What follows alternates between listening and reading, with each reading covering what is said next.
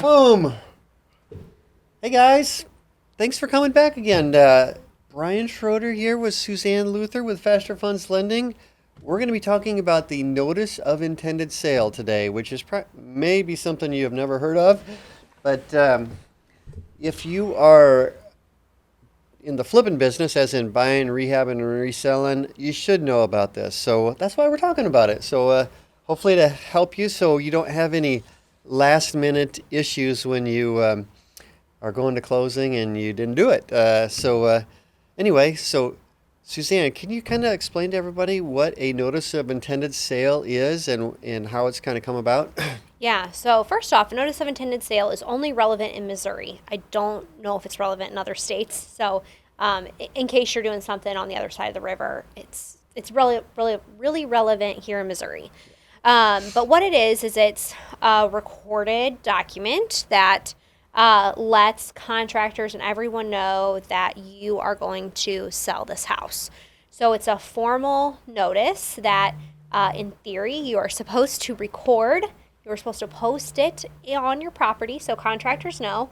And it's a way to let contractors know that if you haven't paid them and they're going to put a mechanics lien on the property, that they have until a certain date to get that lien posted. Otherwise, the house is selling and you have no more time to do that.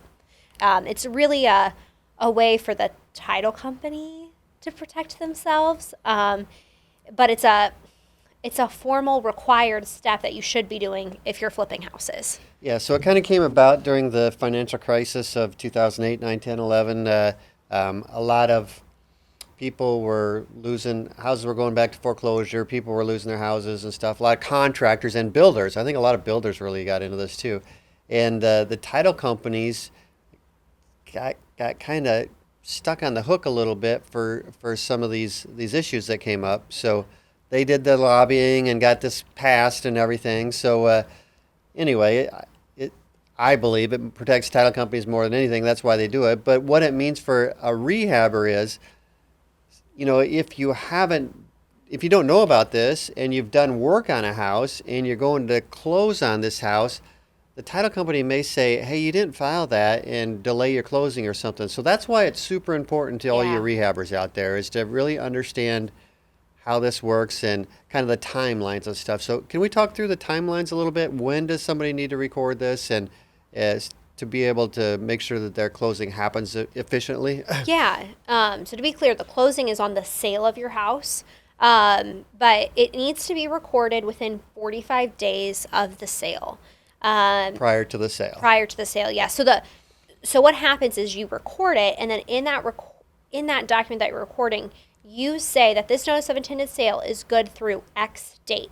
That X date has to be at minimum 45 days before your sale of the house.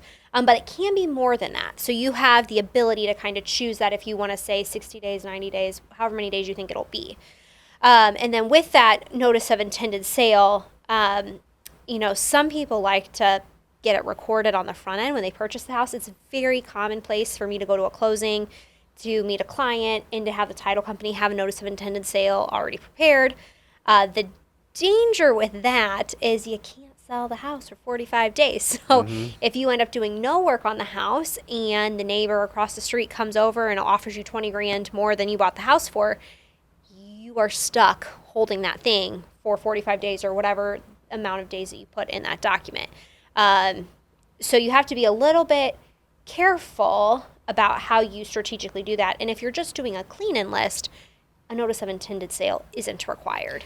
Yeah, that's a good thing to maybe talk through a little bit is how big a rehab should somebody consider doing a notice of intended sale versus maybe not? If you're putting like 15,000 or less in the property, personally, I wouldn't worry Right. about it because you're probably going to be in and out of that house in a week or two, and you're having one or two people do the work. So worst case scenario is at closing, the title company is going to ask you for paid receipts and lien waivers. Yeah. So this is kind of it prevents you if you did, let's say you had 20 different things you did in there, it prevents you from having to find your paid receipts and your lien waivers for every one of those things that you did. Yes, correct.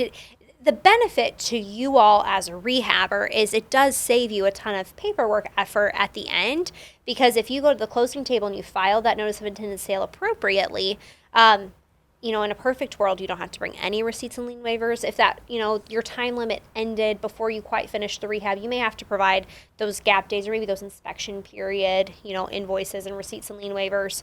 But it makes it really simple from that perspective. So somebody that's never heard of this before, where do they find this document, and how do they, if they don't know how to record a document, can you talk through how to do it? Yeah, so option one is just let the title company handle it. Now, the caveat to that is what I just talked about. They're going to only do it for you if you do it at closing when you purchase the house. And that does kind of pigeonhole you in a little bit. So I actually encourage people to not do it at the closing table when they purchase the house. I encourage people to start thinking about it once they're in the middle of the project and they've really got going on it. They are starting to have a good sense of their timeline,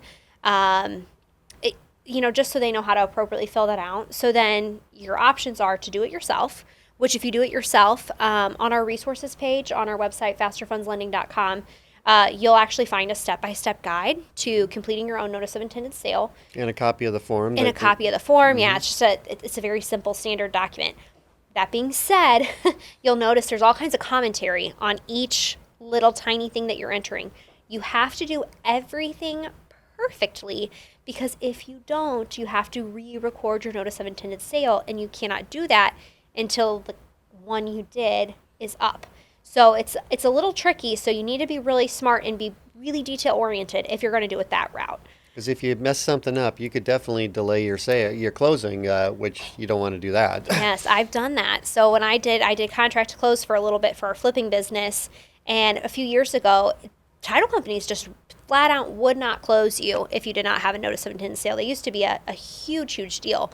And I remember I messed one up, and I created a giant issue for our flipping team being able to sell a flip that we did. So it's super critical that you pay attention and you do it correctly. Let's say, and then you have to bring it physically to the recorder of deeds office in whatever county that house is in. You have to bring it there. You have to bring a check with you, and you have to. It's a very specific process. If that does not sound like you, and you hear the words paperwork, you hear the words detail, you have to go find the recorder of deeds, and you don't know where that's at. Your other option is if we have done the loan for you and it's an active loan for us, we'll actually help you prepare that, and we'll prepare it ourselves. You just have to come in, get the document notarized, and we charge a small paperwork prep fee for that. But we'll make sure that we do everything correctly. We'll record it and everything. We'll record it for you, so it's just kind of the easy button, and you can, unlike using the title company to do it, you can wait until you're further along in that process and have a clear idea, and then you're welcome to just talk to our team about it too and ask questions and stuff like that. So it's the simpler option. Yeah, you were just mentioning a minute ago that the title companies were really strict on this shortly after the downturn, back in the 08, 9, 10, 11 time frame. And then obviously during COVID, they got pretty lenient on it. Yeah. Where are they at right now? Do you feel like they're strict or lenient or kind of in the middle? Yeah, so during COVID, the reason they got really lax on it is because the recorder of deeds office were taking 4, 5, 6, 8 weeks to record everything. It was a nightmare. I know there was a lot of liability placed on the title companies. I know it was just a mess. Like when we were waiting for our recorded deeds of trust back, we would have to wait 2-3 months sometimes. So during that time, obviously title companies were very understanding, and they just, everyone had to bring their big folders full of receipts and lien waivers and show it. And what's really important for you to understand is it's not the title company you're closing at that's requiring these documents. It's where the buyer is closing at. So it's the buyer's title company that's dictating how enforceful they want to be of this. And there are title companies out there that will just flat out say, no, we have to have a notice of intended sale. And it doesn't matter how good of friends you are with your title company, because they are reliant on the buyer's title company. So right now, I feel like we're in this in-between period where I'm definitely seeing people get more strict on holding people accountable to filing those notice of intended sales. And if they're not, you still have the option of just giving receipts and lien waivers, but they're really combing through those receipts and lien waivers and making it a cumbersome process. So to save yourself some time and energy and effort from the paperwork front, it is just advantageous of you to just go ahead and take care of that notice of intended sale for all of the flips that you're doing. Awesome. So just to kind of wrap this up, if you're a rehabber and you're flipping, you need to know what a notice of intended sale is.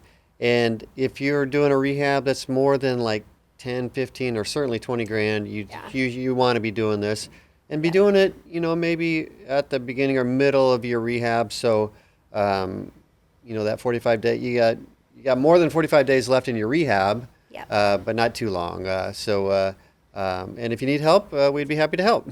Yeah, just give us a call or come and talk to us in our office, and our team can definitely help you out with any questions that you have around that. And so can your title company, for that matter, too. They'll know all the legality issues and stuff like that, so you're welcome to reach out to them as well. Awesome. Thanks for joining us.